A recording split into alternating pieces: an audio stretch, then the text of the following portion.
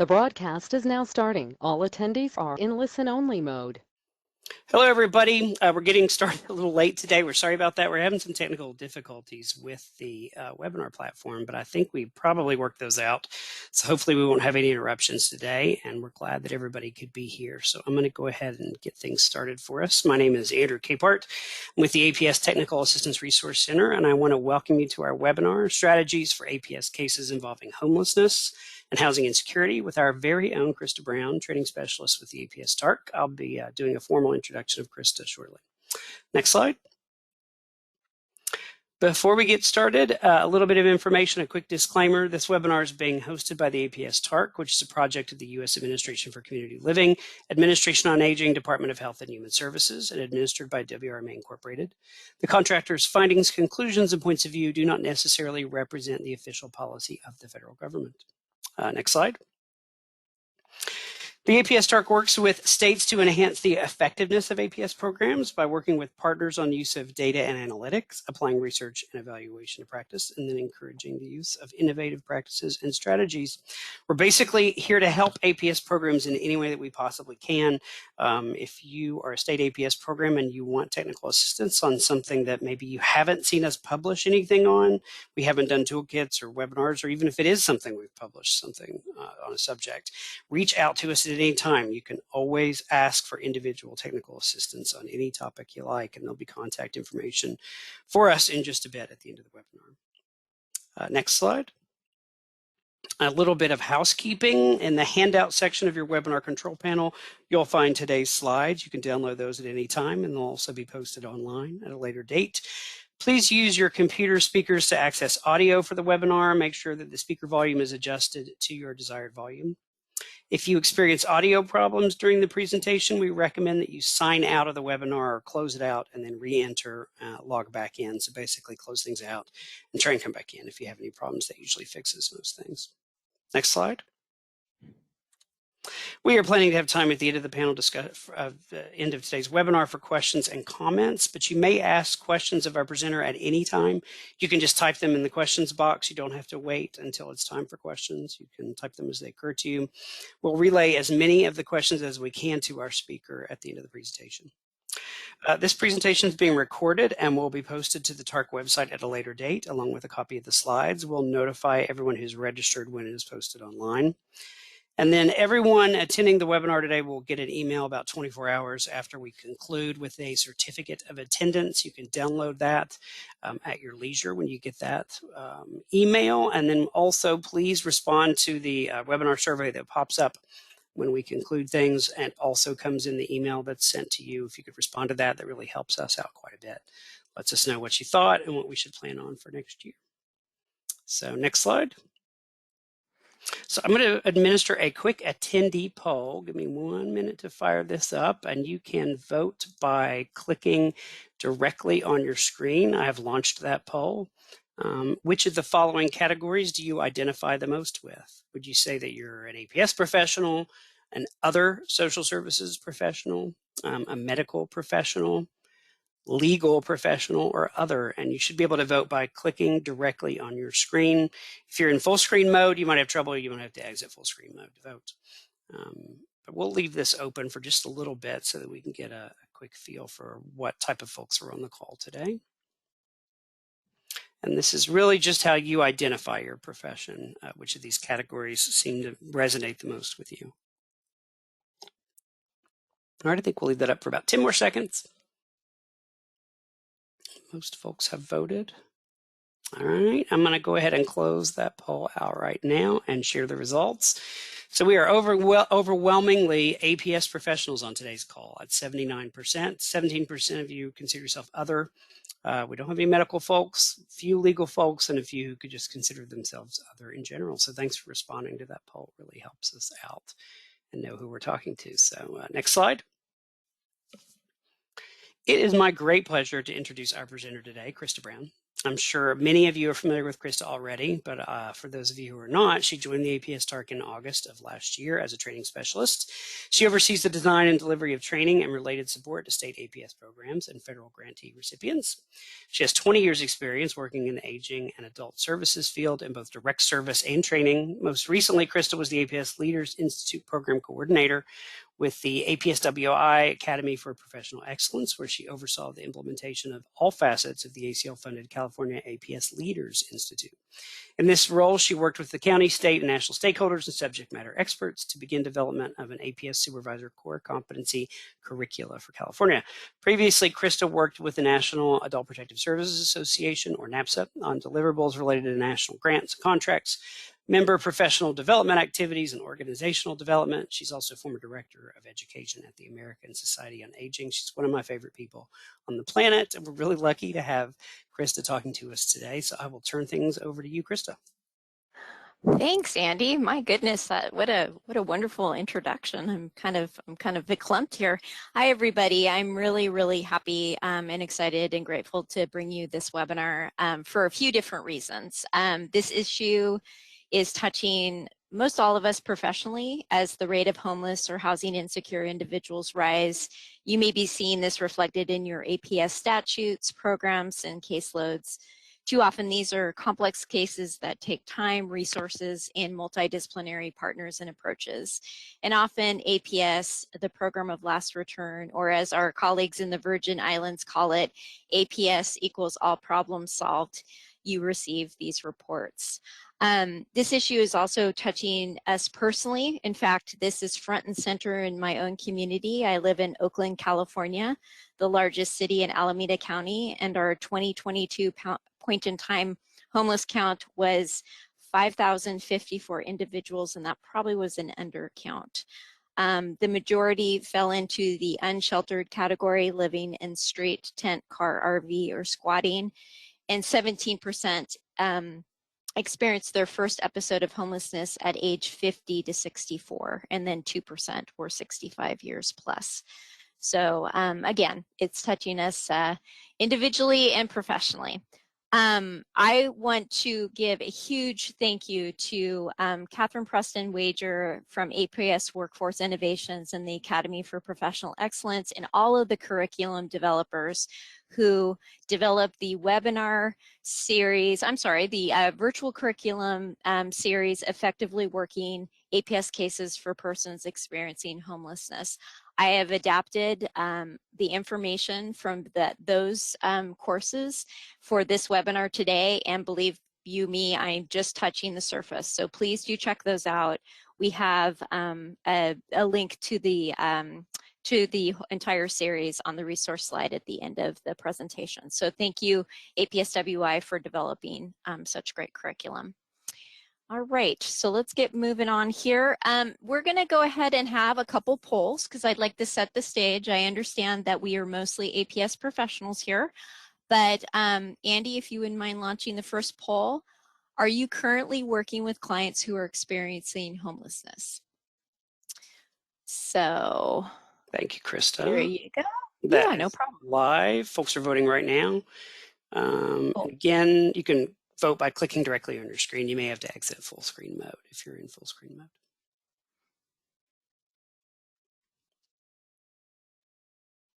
We'll keep this up and running for just another 20 seconds or so to give folks a chance to vote. Perfect. All right, I'll give about 10 more seconds, then I'll close this out. Thanks to everybody for voting. So I'm going to close that out now and share the results with everyone. Krista, there you go. Great. So let's see what we got here. We have yes, 68%, no, 29%, and a few unsure. Okay, well, thank you for that. That's good to know. That's good information for all of us to have. Andy, could you launch the other poll? Certainly. The poll question? Yep. Great. I'll go to question 2. I'll launch that right now. And again, So, have that up on your screen. Yeah. So question number 2 is, how confident are you at understanding the needs of those experiencing homelessness or who are facing the possibility of being homeless? And please be honest, because this is a really complex topic. So are you feeling confident? Are you neutral? Are you not confident? Does this not apply to you at this point? Actually, I left that one off, but you could give us in the question box, you could do a NA if you wanted to.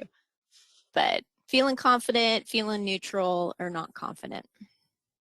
I'll leave this up for about 5 more seconds, maybe 10 more Okay. seconds. Sure. I know that when I was an APS worker, I would have said not confident, even though I've worked a lot of these cases. I don't feel like I was ever terribly confident about it. So we'll close this out right Great, thank now. you. Yep, and share the responses. There you go. Perfect, they're coming up for me. All right, we've got quite a few neutrals. That's cool. We've got a few confidence and a few even more not confidence. Okay, cool. So here we are. That's our ground that we're going to that we laid out. So because the impact of homelessness affects our personal space, our community space, and our professional space, working with those experiencing homelessness may affect us differently than working with someone on other allegations such as caregiver neglect or financial abuse. Like Andy just said, he worked many of these cases and he still wasn't feeling that confident. This can also lead to some conflicted feelings about and thoughts about individuals who are homeless, and may require more considerations and insight into our own thinking than other populations. So I want to say it's okay to feel conflicted in this webinar. That's why we're here today, starting a conversation. This will definitely not be the last conversation that we'll have around working with people in these populations. APS professionals can align their knowledge and professional values and maximize their effectiveness as they work with a homeless and/or housing insecure population. So we can do this. We just need to look at our skills. So this webinar is going to be broken into 3 different parts. We're going to start by laying a foundation about what we know to be unique traits, challenges, and protective factors for people who are experiencing homelessness or housing insecurity. And then part 2 are methods to work cases effectively, safely, and in a trauma-informed manner. And then lastly, hopefully we'll have some time to look at some APS programs that are working with these populations within their communities as a model. And I just do want to remind you, we have a lot of material here. We could have easily had a 90-minute or a 2-hour webinar, but today we're with each other for about 75 minutes. So we'll be ending at about 4:15 Eastern. So if you do need to leave us on the hour, it is being recorded, and please catch it when you can. All right, so let's go ahead and set a stage, and to do that, sometimes we need to look at some different definitions in language. So in your webinar panel, there in the handouts portion, there is a handout that is excerpted from the curricula from APSWI, and it is all the definitions that you would need to know around working with these different populations. And a few of them, our slides definitely do not have all of the definitions the handout do, but a few that I just wanted to kind of bring front of mind for us today.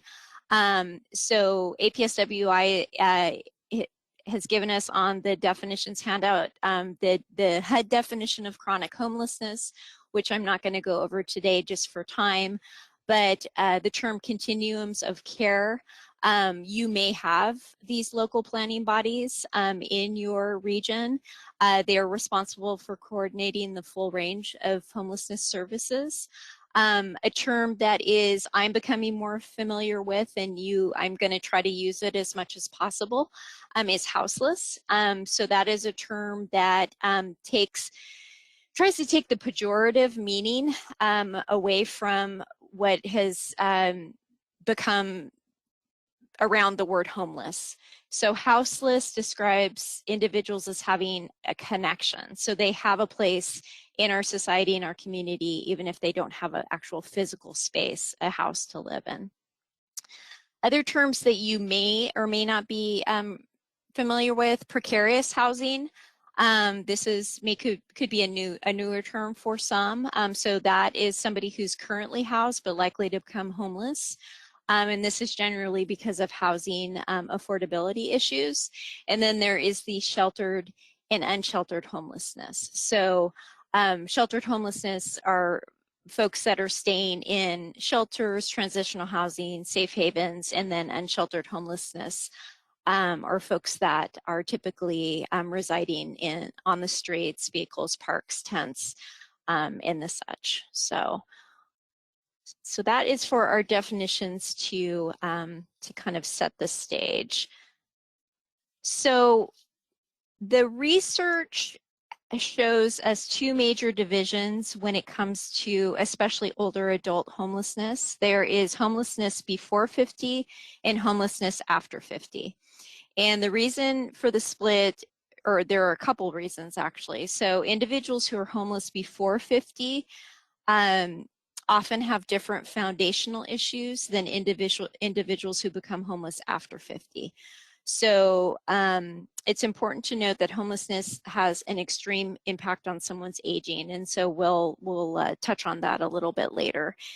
This is important because APS professionals want to keep that in mind as they're creating their service plan. So for homelessness before 50, I'm sure many of you are familiar with the ACEs study, the Adverse Childhood Experiences study, which was done in the 90s by the CDC, Centers for Disease Control, and the Kaiser. And they asked a series of questions, and what the research has borne out is individuals who experience homelessness before age 50 frequently have had a life path with multiple adverse child events and a high ACEs score. So this probably makes sense to a lot of us. Some of the probable outcomes of early childhood adversity, so having high ACEs, and then having a high ACEs score has been associated with higher probability of juvenile and young adult incarceration, early substance use, unstable work history, mental health issues, and traumatic brain injury. So the longer time period of these experiences are associated with a higher probability of the early onset of homelessness. So this is bidirectional. So impact, so the impact is really bidirectional. So issues involving homelessness and these high ACEs experiences impact each other. So for example, while mental health issues and substance use may predispose someone towards homelessness, once an individual is homeless, their substance use and mental health issues are likely to increase. And these things can lead to homelessness before 50. So homelessness after 50, so if we're looking at adverse childhood experiences leading to predisposing factors of homelessness before 50, why does homelessness after 50 happen? Well, individuals who first experience homelessness after 50 often have been impacted by factors such as unexpected life events and unaffordable housing. At the same time, there are societal and political events that have impacted them, and you'll see some of those on the slide. So you add the societal and political events plus the aging process, which may complicate folks' lives a little bit more with some additional expenses and a potential fixed income. And then they may find as they age that their needs are very different than what they thought they would be. So the current episode of homelessness began in the 80s, and a wave of homelessness began, but certain events laid the groundwork for homelessness to continue growing. So we had changes in the 70s around 401ks, in the 80s, then President Reagan had the deinstitutionalization process that released many people with behavioral health issues onto the street without adequate supports. And then the second half of the baby boomer group became adults. And then there were recessions and rising pressure on service programs and tax cuts and decreases of social services and so on and so forth. So these really laid the groundwork for a lot of what we're seeing around the homeless crisis and the older adult homeless crisis. The other thing is that older adults especially, they can't work their way out of poverty like some younger folks, and how some potential other people think that folks can work their way out of poverty. So these are some of the factors. So you might be asking yourself, well, this is all very interesting, but why does this matter to me as an APS professional? Well, if we think about it in the strengths and needs kind of buckets, homelessness before 50, the strengths that the folks have are basically survival skills and street knowledge, and they may be more likely to know who to trust, where to stay, and how to get their basic needs met. So as an APS professional, if you're working with someone, helping them understand that their survival skills are a strength and really leveraging that. On the flip side of it, these folks will probably be more likely to have long-term problems, potential mental health conditions, substance use histories, potential for a history of incarceration, poor employment, and potentially reduced benefits. So the needs would be social service supports, potentially life skills training, and then permanent supportive housing. For someone who's homeless after 50, and this may be a little counterintuitive, they actually have a history of functionality in basic life needs, more than likely they do. So paying bills, making appointments, being able to make phone calls. And there could be a return to that functionality if supportive housing is part of the plan for them. The other thing, another need aside from helping folks have their functionality and housing stability replaced is also there potentially could be some unexpected grief around losing the life that they had expected to have. So maybe the concept of your golden years, and it's not what you had expected. So for both of these groups, we as professionals can validate their strengths and hopefully instill some hope. And APS professionals, definitely, you all excel at that. So I thought that was an important thing to bring into this. Another factor to consider is the length of homelessness. So we often use the terms this population or those experience homelessness. I'm doing it here in this training. I'm guilty of it. It's always important to remember that people experience it differently at different times and for different lengths of time. So we have some causes and considerations here. So imminent risk of homelessness, APS may be seeing this more often than not. Could be due to financial abuse, eviction, self-neglect, hoarding situations, newly homeless or transitional homelessness.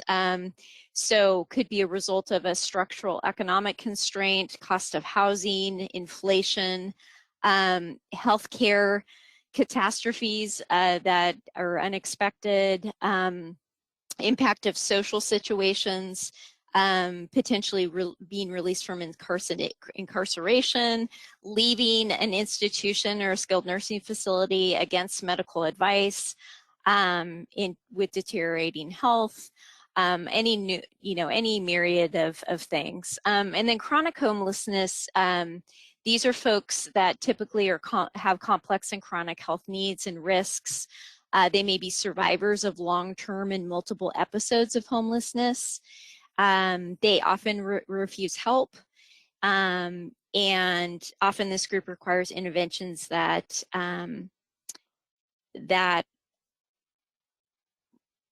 are attractive to clients like housing to engage. And then some folks have serious and persistent mental health or substance use.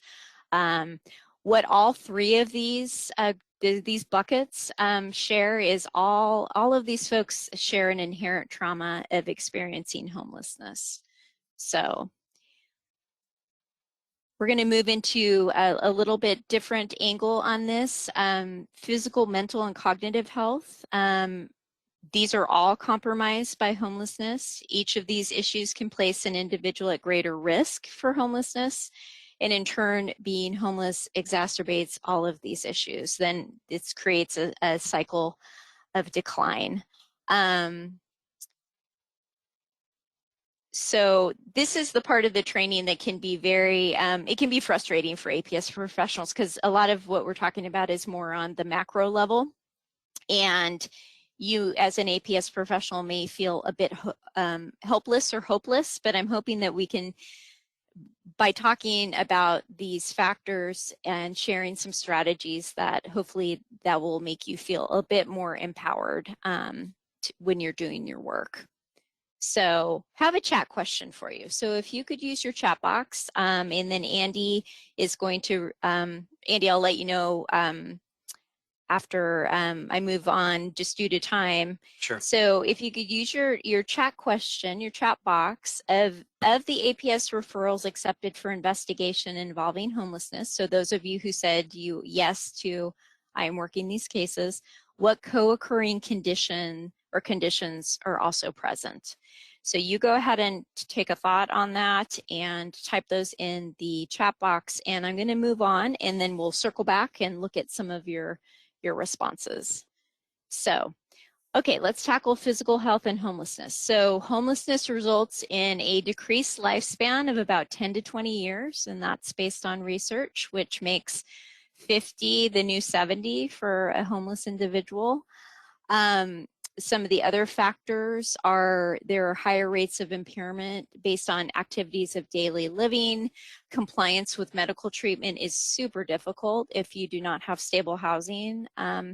You can't comply with medications. You can't really look at your diet. Adaptive equipment may get lost or stolen, and even getting to medical care is a challenge. So what might be a good angle when you're trying to help an individual make a choice to protect themselves by avoiding, so basically having folks not avoid those small physical health issues can be a protective factor. So having, really leaning into the safety versus self-determination, if someone is wanting to have more freedom and not be institutionalized, just trying to be more proactive on dealing with the smaller level situations, so that you don't enter into the hospital to nursing facility to shelter to street to hospital kind of cycle. And what can really help with that, of course, is if there is stable housing as part of the picture. Andy, any responses? Yeah, it looks like a lot of people say substance abuse and mental health. Those are probably the two most popular ones. Several people said everything except dementia, but then other people also mentioned neurocognitive issues as well. But we're seeing a lot of behavioral and substance abuse issues. Okay. Yep. All right.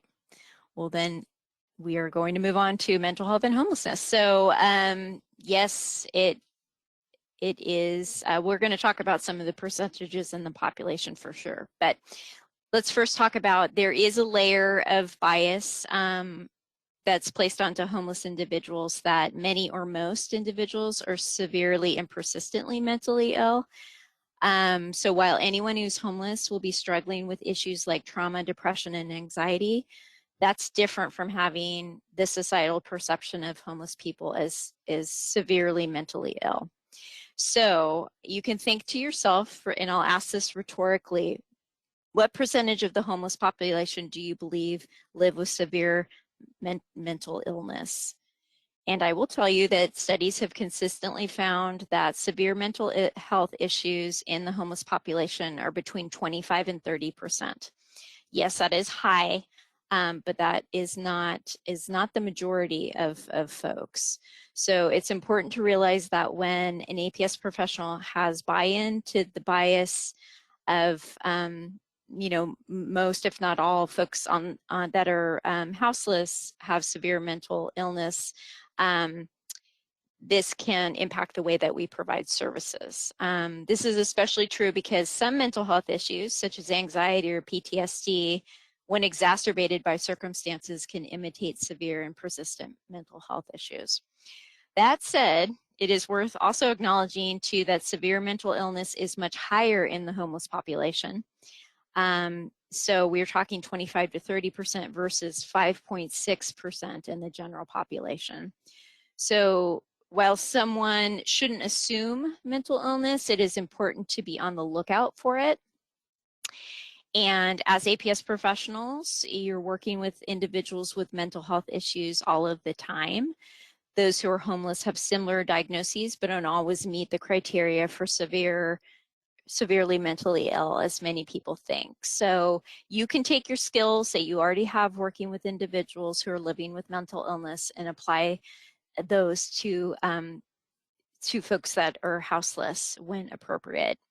But that said, addressing these issues as soon as they are seen by APS and or other providers, and then referring as soon as possible to mental health resources is always the key. So mental health and homelessness risk factors. So the mental health disorders that place you at higher risk for homelessness: bipolar disorder, severe depression, and any mental health disorder with an element of psychosis, and including PTSD. So mental health issues that are severe and persistent can really dominate a person's life and require constant management and care for folks to be functional. And these mental health disorders are risk factors for becoming homeless before 50 if you don't have those supports.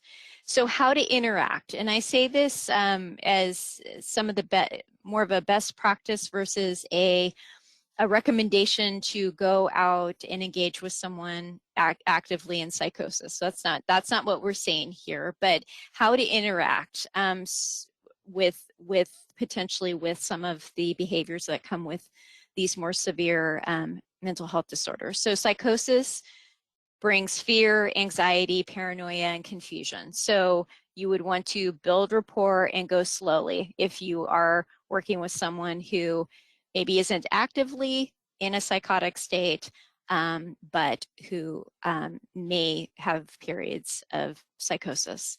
Bipolar disorder, mood swings, irritability, or the highest of highs, and risky behaviors. You can listen to what is behind the behaviors and expect that progress will have some slide backs. And then severe depression, that can be challenging. There can be a lack of motivation, and so taking tasks and breaking them into smaller steps and validation along the way is what is recommended. And then of course, APS is very good at this, encouraging and aiding folks to seek behavioral health and mental health help when at all possible. So something that a few of you mentioned was in the cognitive health realm for folks that you're working with who may be homeless or potentially homeless. So this is something that we focus on a little bit less, I'd say. So cognition is the ability to think, to learn, and to remember. Cognitive health can be impaired by many issues, as APS well knows. There could be UTIs. Mental health issues can mix really confusedly with cognitive declines. Poor cognitive health can be both a risk factor and an outcome of homelessness. And not surprisingly, cognitive impairment is much higher in homeless adults than in the general population. There's one study found that 1/3 of homeless adults had cognitive impairment. Also, we know from our experience with working with folks, whether they're housed or not, or even potentially some family members, people experiencing cognitive impairment are often not forthcoming about the circumstance. They may be embarrassed and have fears of institutionalization. So that would have implications for your service planning as well.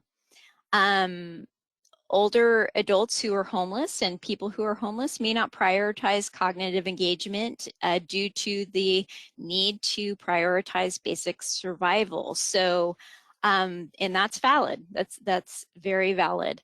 But understanding that there could be these problems and impairments, someone may have a decreased ability to problem solve. They could appear uncooperative, but it could be something else. So it may not be willfulness or opposition or refusal. It could be something linked to cognition. So if you suspect cognitive health issues, APS professionals should encourage, and help the person get a physical or mental health assessment to either rule in or rule out potentially 55 different causes of cognitive impairment. The other thing to keep in mind is when a person is more stably housed, that can also create a significant change in their cognitive status. So. Substance use. Okay, well, that came up obviously. And again, there's another layer of societal bias common with homeless individuals, that the majority are substance users. Research estimates that 35% of homeless adults struggle with substance use. Yes, that is high, but it is, again, not the majority. One of the most challenging circumstances seen for APS and anyone working with humans is the co-occurrence of substance use and mental health disorders or dual diagnoses. It's really hard to gather data, and the research varies on the estimate of homeless individuals with co-occurring disorders. But there's agreement that these individuals are overrepresented in the homeless population. So some challenges when working with substance abuse and homelessness. So especially if you're trying to help someone get into treatment, there is a lack of integrated programs for co-occurring diagnoses. An integrated program approach, that is not a standard. Success in recovery and length of program are correlated. So if you have a shorter term substance use disorder treatment, that probably is not going to address, numerous years of use. Returning somebody back to the streets is often going to return them back to the circumstances that promoted the use of substances in the very beginning. And there can be trust issues. So lack of trust in authority figures and the such. So those can be pretty big challenges that folks face. Older adults and homelessness and substance use. So older adults who are homeless with substance use have often become homeless before the age of 50. So we talked about that, and they've aged on the streets. For individuals who became homeless after 50, there's a lower rate of substance use and dependence. However, homeless individuals overall with substance use remain overrepresented. And as many of you know, the older population, the most common drug of choice is alcohol. So substances in substance use can differ for older adults, and you see some factors there on what can make things become more severe. Our bodies change as we age, our metabolism, our liver functions. If folks are on medication, there could be medication interactions. Falls can be deadly. And then unfortunately, substance use treatment programs are typically geared towards a younger population. So again, how APS professionals can help.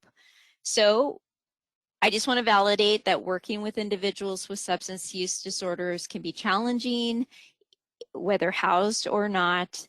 And as with all other service planning, having multiple tools in your toolbox, no matter how small they are, is really helpful.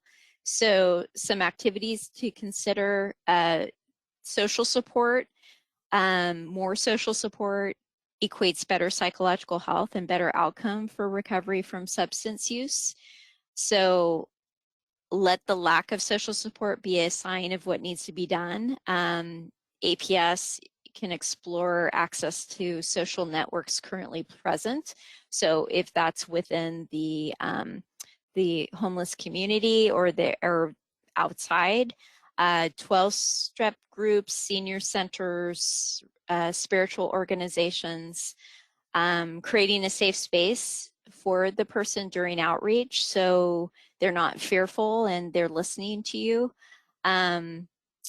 Understanding that when a person is homeless, substance abuse treatment may not seem all that important compared to securing safe housing. Again, hard to be focusing on these things when you have one of those Maslow's hierarchy of needs not being met. And you just have to really ask yourself, is there anyone who's ready to do away with a coping skill but keep the problem? And to be honest, I would probably have to answer no to that. Collaboration with other social services agencies has proven to be very effective to help people build a support system. Harm reduction, for those who have found their alcohol use to be problematic, has been shown to be more effective than abstinence, and there are some studies out there.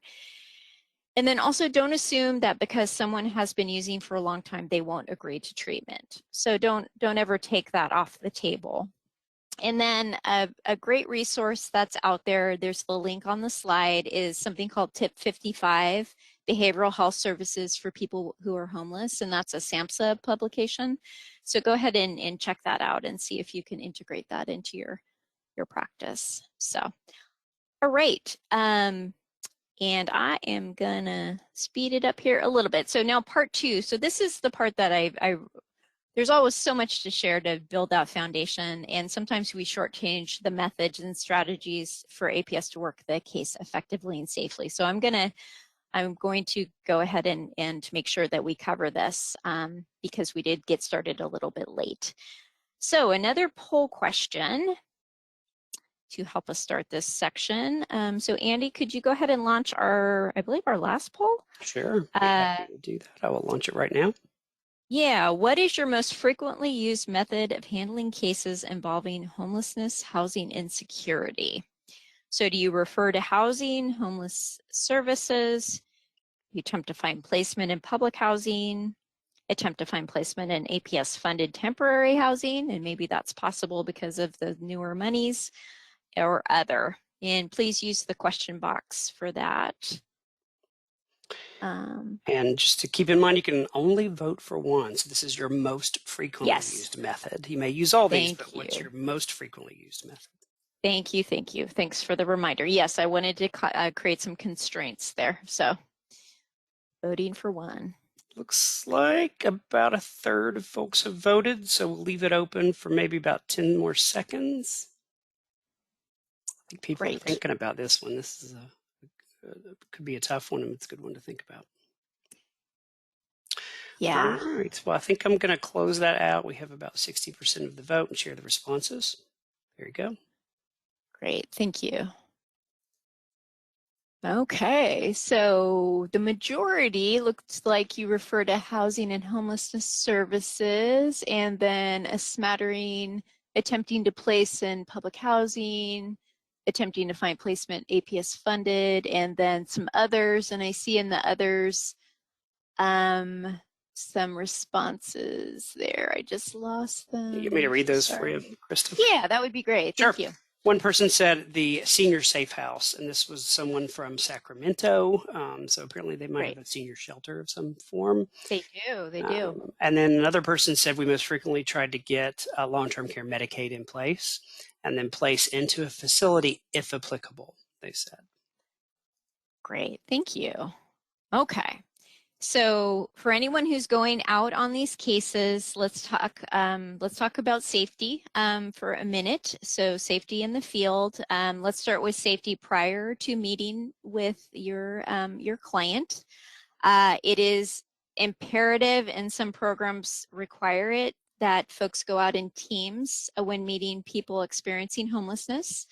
So some of the promising practices, best practices around this is go in pairs whenever possible, especially when working outside of fixed outreach sites or entering unknown areas, and coordinating with your partner early before you go out. Develop a contingency plan before leaving the office. That could be with the person you're going out with, your supervisor. Determine a code word before approaching your client or going out. So that could be used to indicate a safety issue, a level of discomfort. If you or your partner uses the code word, then you exit the situation as soon as possible, no questions asked. You see the example here, where's Charlotte? So something innocuous. And then really plan. So conduct your gear up and your debrief with your team and your supervisor. Always keep others informed of your whereabouts. Do not plan outreach for areas in which you believe are inherently dangerous. If the person you're trying to reach has a working cell phone and you can reach them, you could potentially request to meet in a public space. That's convenient for both of you. Don't approach people who are giving signs that they don't want to be approached. Carrying your business cards, your lanyard with your ID, always good. Bringing some personal protective equipment with you, gloves, mask, extra masks, hand sanitizer. Try not to enter clients' cars, homes, enclosed areas. Try not to wake them, and don't peek into tents. You could maybe call out the person's name, but then you also have to be cognizant of confidentiality, so that gets a little tricky. But so those are some of the tips that we are offering. So safety during the meeting, introduce yourself and inform people what you are doing and why. Don't carry valuables or other personal possessions. If you're carrying an incentive, maybe have that held in a secure place, and just really take the least amount of items with you as possible. Don't interrupt interrupt sales of drugs or sex. Leave the area immediately. If you suspect that your client is under the influence, consider rescheduling and visiting on a different day. And this is obvious, but we're going to say it. Do not accept or hold any type of controlled substance, and refrain petting animals. And in an emergency, call 911. Really listen to your intuition and your gut with this. And then upon completion, really great if you have the ability to sit down in consultation with a multidisciplinary team to really get on the same page, clarify issues, understand common ground. If your statute or policy allows you to invite partners like housing representatives and mental health providers and homeless services providers to your MDT, that would be great. You can share insights, experiences, and be more effective. And then training, advocating for agency-wide training focused on safety, crisis management, nonviolent crisis intervention, and just looking at your individual and team safety protocols on a regular basis, and in updating those if you need to.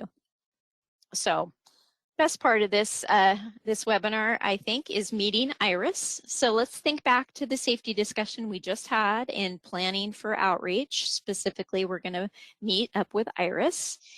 And Iris is in her late 60s and has been homeless for about 5 years. Referred to APS by the County Homeless Outreach and Engagement Team. Iris is staying alone near the park benches, but often visits the local senior center. She has a prepaid cell phone and 1 bag of personal belongings. And Outreach and Engagement Team is reporting self-neglect. Iris has diabetes and a large wound on her left foot, but has not sought medical treatment in several months. And reports that Iris is friendly, but has some untreated mental health issues. And she receives a monthly disability check and is Medi-Medi, so Medicaid, Medicare recipient. So what are some of the things that you would want to do to prepare or think about before meeting Iris. So we know some of her situation as it pertains to safety and planning for outreach. So what are some of the things that you would take into consideration? And go ahead and put those into the box. Give some thought to that. And I'm going to go ahead and move on to outreach really quick, and then we'll circle back. So making contact with individuals in non-traditional settings who might otherwise be ignored or underserved, we can use the principles of outreach. So we're creating a human connection, we're building trust, we're developing a sense of community, a sense of dignity and respect, and we're being honest. So the idea of in-reach, so you're walking with people to services they need. So outreach and in-reach go hand in hand.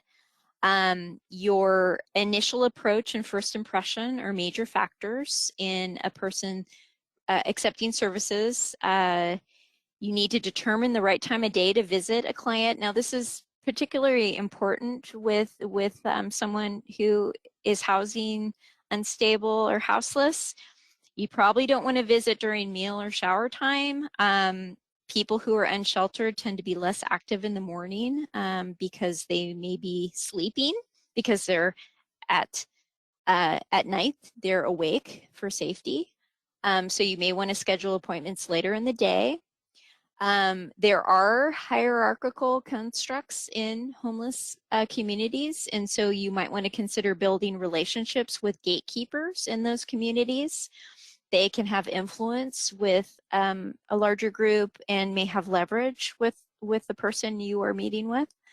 And then also just forming relationships with staff at homeless service centers and any of your other collaborators in the field. The idea of respecting an individual's three homes, so their personal space, their physical space where they live, and the community which they live. Letting the person know your first goal is to getting to know them as a human. Using active listening and reflection, you're responding, you're not reacting. You let the client decide if they want to proceed with the discussion, and you let them know when you will be back and how you can be reached. It may take repeat visits to build that trust. And you may want to consider carrying emergency items, hygiene kits, water, snacks, incontinence products, if those are available through your agency. And then keeping initial conversations somewhat brief could help avoid overwhelming the client. So Andy, let's circle back to Iris. And Sure. what did folks say? I had a lot of thoughts on that. Several people mentioned Cool. family, researching what the family is that may have been involved at some point. Nice. Questions about, income that she's receiving. Of course, if she was receiving veteran benefits, that may entitle her to more benefits than she's getting. House call physicians was mentioned as one option. I've heard of that in my own community when I was in APS. Let's see. Again, family in the area, arranging to meet a client, doing a background check to see if there's any criminal history, or an internet search to see if there's criminal history, which could reveal substance abuse, history of eviction, etc. And then also providing a list of resources like local food pantries in case Iris is not aware of that. And also building rapport with Iris was mentioned as something that was very important. Great. Awesome. Thank you all. Those are great responses. So just really quickly, engagement and assessment. So once you have made that initial contact with your potential client, you're building that engagement so that folks are feeling more comfortable with you. You're going to try to get to know the client's personal narrative to build that trust and rapport. You're going to show empathy. You're going to express appreciation for their survival skills as strengths and their coping mechanisms. If you can try to have a consistent presence in the community, you're going to build your reputation. It increases your visibility and your approachability.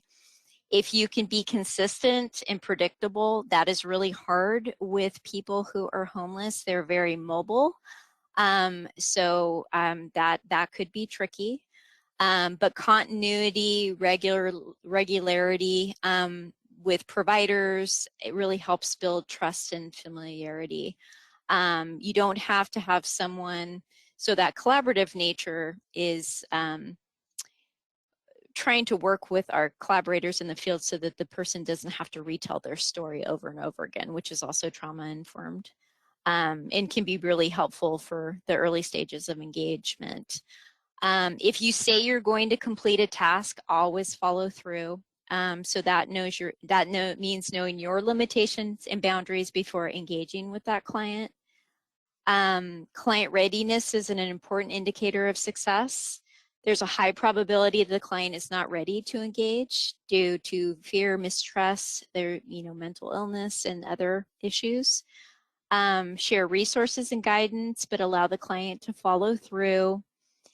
And then decide how you can help the client achieve the goals that you each collaboratively plan, and consider working towards small steps. So if you can utilize motivational interviewing when appropriate, using your SMART goals, so specific, measurable, achievable, relevant, and time-bound to help you create a plan that really kind of highlights the person's strengths and honors their current situation. You can utilize the principles of harm reduction. So, if that's access to clean needles or any other harm reduction type of service you can offer in your county or jurisdiction. And then one that I don't know that gets paid attention to much is paying attention to the person's health literacy. So is the client able to read and have a level of understanding? So you may want to be open to presenting information in different ways. So, and last but not least, we have to really balance the client's freedom of choice with the severity, the conditions, and the limitations of your role. So this is not easy, definitely. APS, that each allegation and every person is different, which means there's no way to engage and assess someone whether they're completely housed or houseless. But we'll cover some general ideal steps when you meet with somebody. So what are your top priorities as APS? Well, a biopsychosocial assessment. So you're looking at, is emergency medical treatment necessary? Do we need to involve authorities? Does there need to be an involuntary hold, or do we need to call the paramedics? You're assessing for any kind of physical conditions, trying to get a sense of if folks can take care of themselves, if there's any finances. And this will all help you with determining what would be a good potential housing option if that is on the table. You're going to want to help with completing forms. So offering to assist client with completing forms, to link to services. So is that benefit enrollment? In California, there's in-home supportive services applications, helping a client plan to attend an appointment, outreach and collaboration with other community agencies. We've already said this over and over, really heavily impacts the continuity of care. So really getting to know the providers in your referral network, introducing your client in a face-to-face meeting, or they may be doing that vice versa. Your client may already be or was previously linked to services, so initiating contact with those providers is really important. Warm handoffs, alternatives, hotels, room and board, those kinds of things. So those are just a few different ideas. I'm sorry, we're moving a little fast here, but here we are. We're going to engage IRIS. So when completing a biopsychosocial assessment with IRIS, what outreach elements would you consider exploring? And I think I heard a few, Andy, from our last list, but if there's any other things that you would want to put in the questions box. So what elements would you consider exploring in regards to completing a biopsychosocial assessment with IRIS? And while you do that, I'm going to move on to psychoeducation. So psychoeducation is a large part of what APS does within their investigations and interventions. And this component is where you might spend a lot of time when working with people experiencing homelessness. So think about building off the client's strengths and resiliency. So what might this look like? It could be providing information and educating clients about their illness and options for treatment to improve their health outcomes. You could make sure you're sharing information in a comprehensible, interactive, and structured way. These could be information about mental health, substance use, medical, coping skills, triggers, warning signs, medication management, allowing time for client to ask questions, including any family or caregiver in the discussion if possible, including behavioral interventions for sleep, hygiene, nutrition, any of those types of things. So, Andy, do we have any additional comments? Just a couple. One was assessing the ability to make her own financial decisions specifically, and another was, making sure that she is safe on the streets. So not necessarily focusing on housing services, especially if she would agree to that, but how to keep her safe while she is on the streets. Perfect. Thank you. So much wisdom. So, okay. Well, last but not least, we're going to go through this pretty quickly. We have slides and resources for you all. I have put links in where I had the ability to give you links in the handout PDF. But so part 3, so some models to address the need. I would be remiss if I didn't talk about California very quickly. I live in California.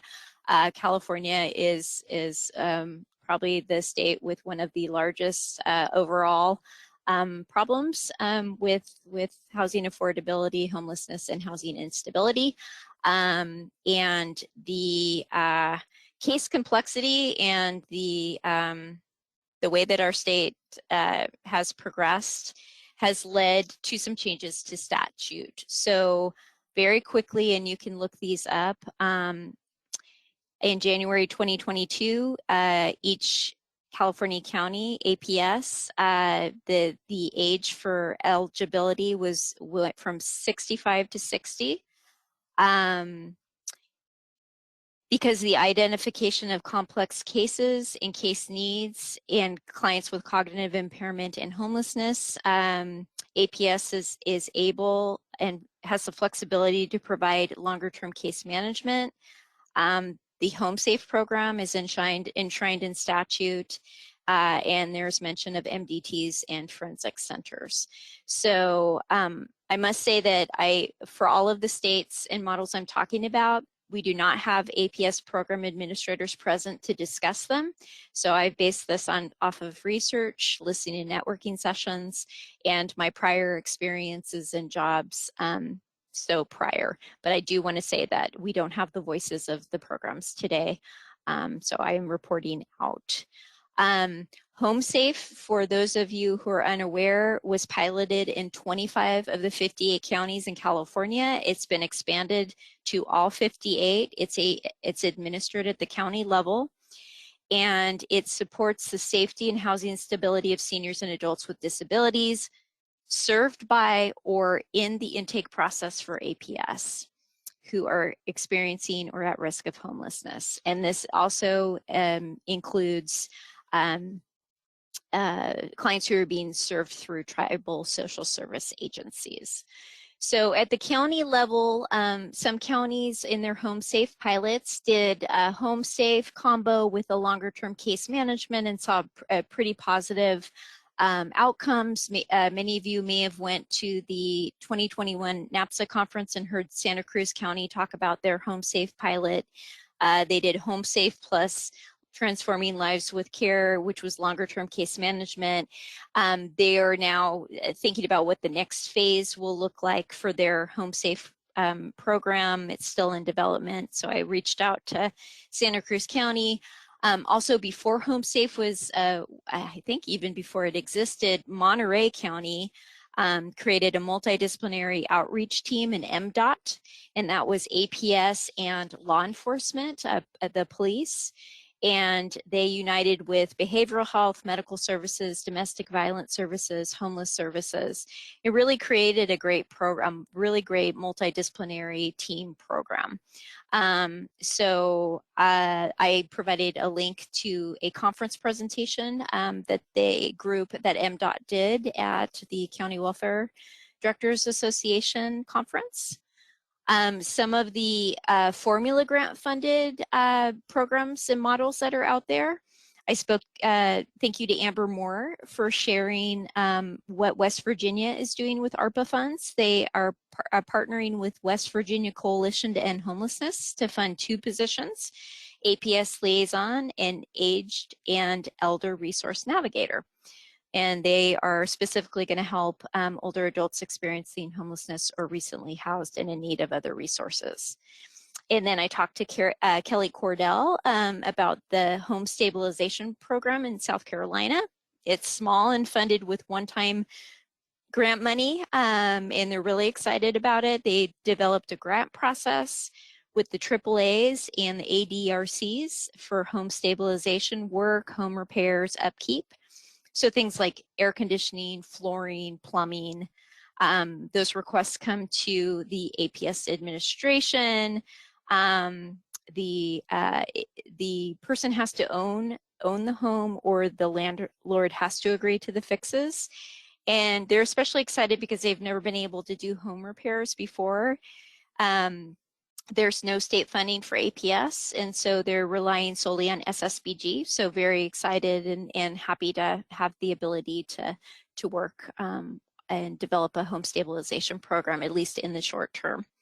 And then those of you who joined us on July 14th during the self-neglect webinar, heard Joyce Reed talk about the Crest program, Collaborative Responses to End Self-Neglect. Now, it is in Tennessee. It's a little bit broader, but it does offer case management and one-time rent assistance to folks who are self-neglecting and at risk of losing housing. So those are just a few different models that I was able to pull together. And again, so resources.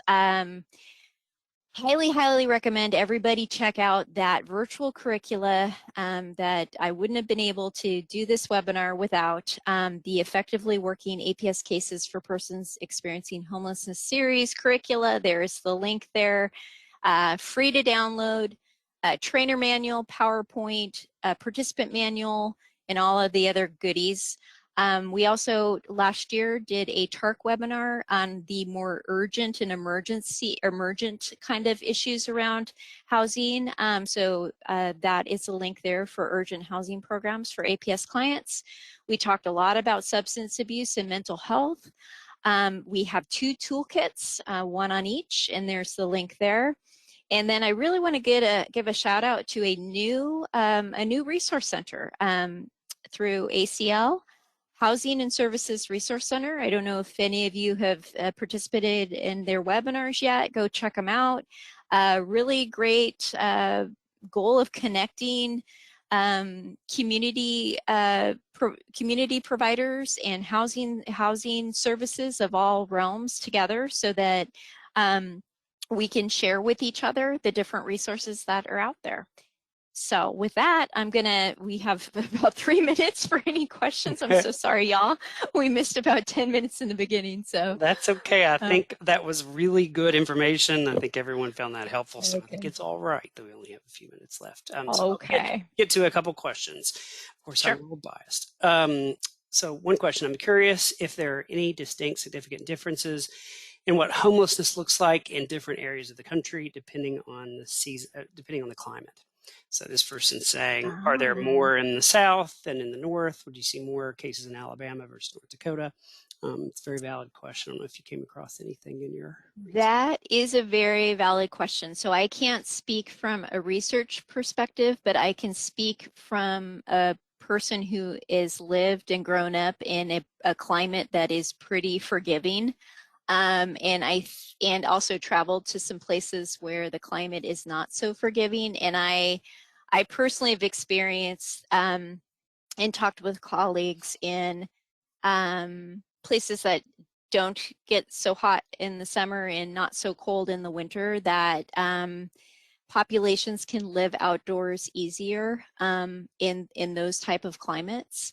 But I've also talked to colleagues who places where there are more extreme summers, and the idea of potentially opening cooling places, warming places, and then there's the places that just get so bitterly cold. And I would invite, actually, I'm going to now start asking, I'm going to start asking this question because I don't have anything definitive.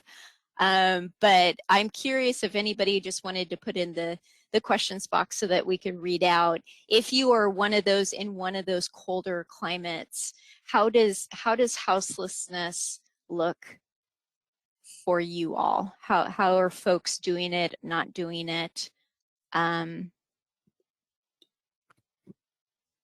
Good deal. Let's see, we'll probably have time for one more question. Sure. Regarding APS funded temporary housing, is that local, state, or federal funds that pay for that? And let me know if you want me to hop in on that. Again, APS funded temporary housing, is that local, state, or federal funding that pays for that? Well, what I have learned over the last year being at the TARC is that a lot of programs are using their federal funding, their ARPA monies, their SRSA monies to have these programs. I know in California that is state level funding. They might be leveraging some federal funding, but I shouldn't speak to that. So like the Home Safe program, that's state funding. Andy, do you want to hop in? Sure, I will say it's a combination of all those. I mean, I've seen it funded at the local level. I've seen it funded at the state and now the federal level, since there's some designated funding for APS. So it's really a combination of all that and what the priorities are for the community and that sort of thing. So it can be paid from any of those sources of funding, certainly. So before we leave, it looks like Samantha said in severe cold there are shelters, but not in regular cold. We're in Virginia. Thank you, Samantha. And then Patrick, they seem to disappear, abandoned homes maybe. Yeah, no. Thank you for that question. I think that's one that that we should definitely kind of tackle, and I'll see if there's any research out there. Great. If we go to the next slide, I think we will wrap things up there. Thank you so much for attending today. You're going to get an evaluation or a brief, very brief survey. I think it's 5 questions. As soon as you exit out, please take that for us. That'd be very helpful. Or take the follow-up survey that comes in your email tomorrow. It's the same survey. If you aren't able to respond to it today, you'll get it in the email that you get tomorrow with your certificate of attendance. Here is how you can contact us. It's up on your screen and it's in the slides you can download, or that will be posted online as well later on. We hope you can join us next month, September 8th. We have a sort of webinar, an interactive discussion, I will say, on an innovations town hall on APS language, talking about the language we use to refer to our clients in the APS world and where we're going with that and where we should go. So we hope you can join us for that. If you're not familiar with the registration details, just reach out to us by one of these methods right here, or Google us at APS TARC. You'll find our webpage. Thanks so much, Krista, for all the information you provided today. I think it was fabulous. Thanks to all of our attendees today for coming. We hope to see you on our webinar next month. Thanks so much. Great, thanks.